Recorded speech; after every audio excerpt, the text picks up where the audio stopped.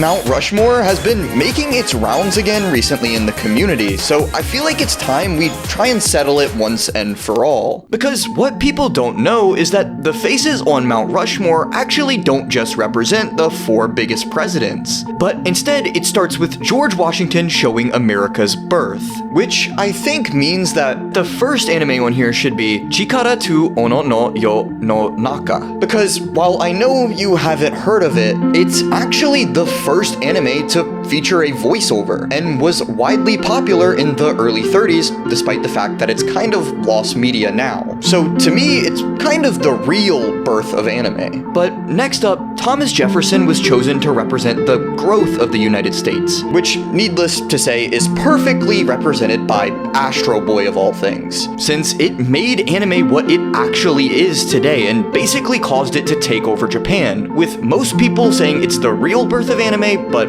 I don't really agree on that. However, Theodore Roosevelt might be a bit harder to figure out, since it represents the development of the United States, which I think could be embodied by Akira, as that was basically the start of anime becoming a global phenomenon and not just confined to Japan. However, there's also like 4,000 other series that represent similar things. Yet, I don't think any of those represent the exact same thing that Akira does, so that's why it's my choice. And then finally, Abraham Lincoln, which represents the preservation of the United States. So you might know what I'm going to say here. Because what other option even is there but Evangelion? A series that for a lot of people changed what anime could actually be, and kept the medium alive through a time that had seen a bit of a decline in the early 90s.